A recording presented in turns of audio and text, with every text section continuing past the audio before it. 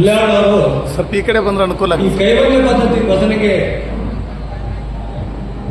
ಅಪಾರ ಕೊಡುಗೆಯನ್ನು ನೀಡಿದ್ದಾರೆ ಅಂದರೆ ತಪ್ಪಾಗಲಿಕ್ಕಿಲ್ಲ ಅನ್ನೋ ಮಾತನ್ನು ನಾನು ಹೇಳಿದೆ.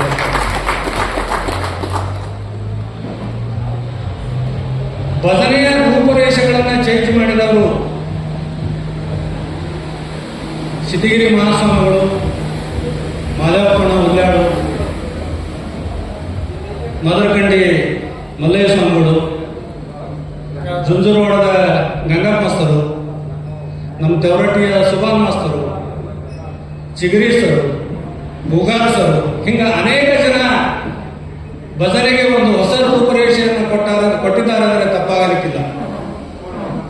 ಯಾಕಂದ್ರೆ ಭಜನೆ ಅಂದರೆ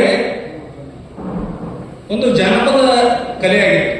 ಮುಂಚೆ ನಾವು ದುಡಿದು ಶ್ರಮಪಟ್ಟು ಬಂದು 10-12 ಜನ ಕೂತು ನಾವು ಏನು ಹಾಡಿ ಸಂತೋಷ ಪಡ್ತಿದ್ವಿ ಅದಕ್ಕೆ ನಾವು ಭಜನೆ ಅಂದ್ವಿ.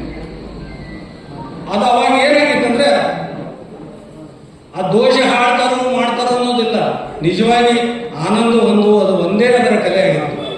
ಆನಂದ ಹೊಂದುವುದು, ಭಜನೆ ಮಾಡೋದು, ಶ್ರಮ ಮಾಡಿ ಬರೋದು, 1-2 ತಾಸು ಭಜನೆ ಮಾಡೋದು, ಆನಂದವಾಗಿ ಪ್ರಸಾದ ಸೇವಿಸೋದು, ಆನಂದವಾಗಿ ಬರೋದು, ಇಷ್ಟೇ ಭಜನೆ ಉದ್ದೇಶ ಇತ್ತು.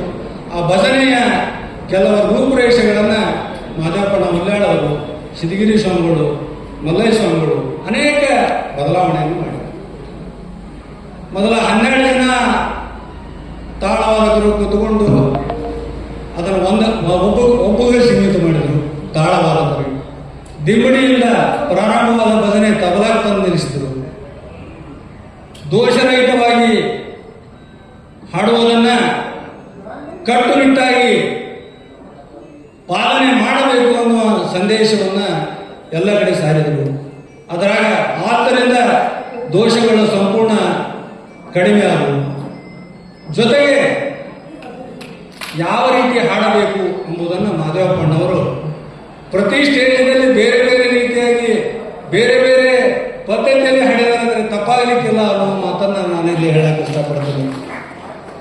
ಸುಮಾರು 9 ವರ್ಷ 8 ತಿಂಗಳು ಅಥಣಿಯಲ್ಲಿದ್ದರು. ಅಪಾರ ಶಿಷ್ಯ ಬಳಗವನ್ನು ಅವರು ಹೊಂದಿದ್ದರು. ಅಪಾರ ಶಿಷ್ಯ ಬಳಗವನ್ನು ಹೊಂದಿ ಒಂದು ಕೈವಲ್ಯ ಪದ್ಧತಿಯ ಭಜನಾ ಲೋಕಕ್ಕೆ ಒಂದು ಕೊಡುಗೆಯನ್ನು ಕೊಟ್ಟು ಅತ್ಯಂತ ಶ್ರೀಮಂತಗೊಳಿಸಿದವರು ಯಾರಾದರೂ ಇದ್ರೆ ಅದು ಮಾದೇವಪ್ಪನ ಹುಲ್ಯಾಳ್ ಅವರು ಅಂದರೆ ತಪ್ಪಾಗಲಿಕ್ಕಿಲ್ಲ ಅನ್ನೋ ಮಾತನ್ನು ಹೇಳುತ್ತಾ ತಮ್ಮೆಲ್ಲರಿಗೆ ವಂದಿಸಿ ನನ್ನ 1-2 ಮಾತುಗಳನ್ನು ಮುಗಿಸ್ತೀನಿ. ನಮಸ್ಕಾರ.